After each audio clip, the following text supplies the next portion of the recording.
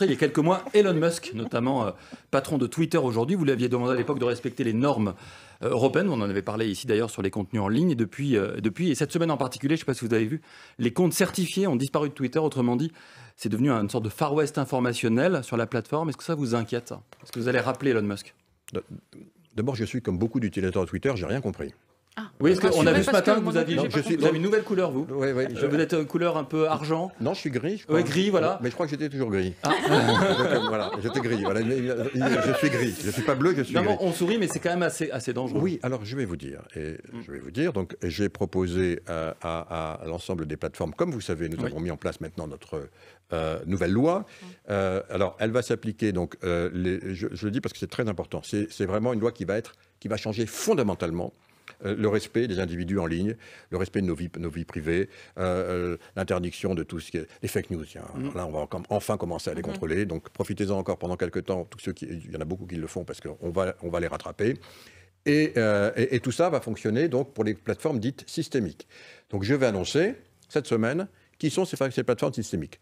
Je ne peux pas encore vous le dire, je suis obligé de tenir un calendrier. Non, je suis obligé de vous dire. Je peux vous dire qu'il y en a entre 19 et 25. Voilà. Ah, quand même. Voilà. Donc, on est en train de finaliser tout cela. Donc, c'est des plateformes systémiques, ce sont celles qui ont plus de 45 millions d'utilisateurs sur le continent européen. Pourquoi 45 millions? Ça représente à peu près 10% des utilisateurs. Donc, on estime qu'à partir du moment où vous touchez 10%, vous êtes une plateforme systémique.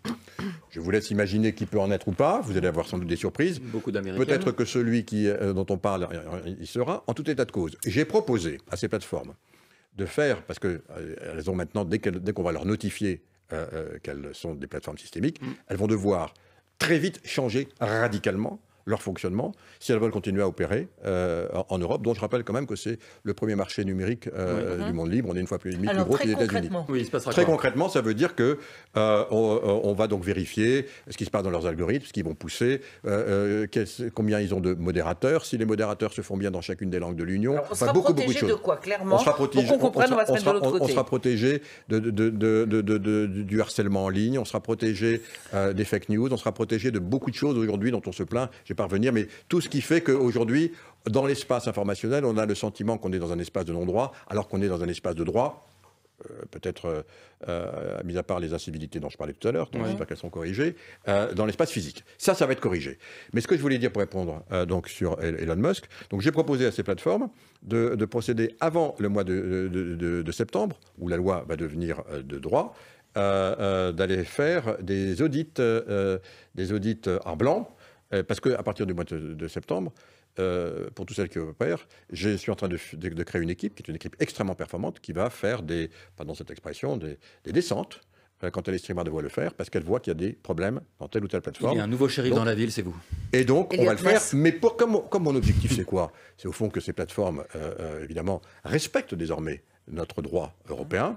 Donc, je leur ai proposé de faire des audits en blanc. Et figurez-vous que Elon Musk a accepté. Donc j'irai faire un audit en blanc. Et donc, je serai en capacité de répondre plus précisément à cette question parce que c'est l'un des points que je regarderai. Ah oui, ça, ce sera fait avant, évidemment. Mais c'est pas presque un bras d'honneur, ça, de faire ça cette semaine? De faire ça, de décertifier des comptes? Ça veut dire que pour des tas de gens, le New York Times est aussi sérieux que n'importe quel véhicule de fausses informations. Mais encore une fois, il fait ce qu'il veut avant le 1er septembre. À partir du 1er septembre, comme je l'ai dit, il fera ce que nous lui demanderons de faire s'il veut continuer à opérer. Rendez-vous le 2 septembre. Mais même avant, parce que j'ai l'intention de me rendre en Californie pour participer à cet audit moi-même. Et juste, quand vous dites, voilà, je vais avoir une super équipe, c'est combien de personnes? Parce que souvent... C'est une centaine de personnes. C'est pas beaucoup. C'est énorme, c'est énorme.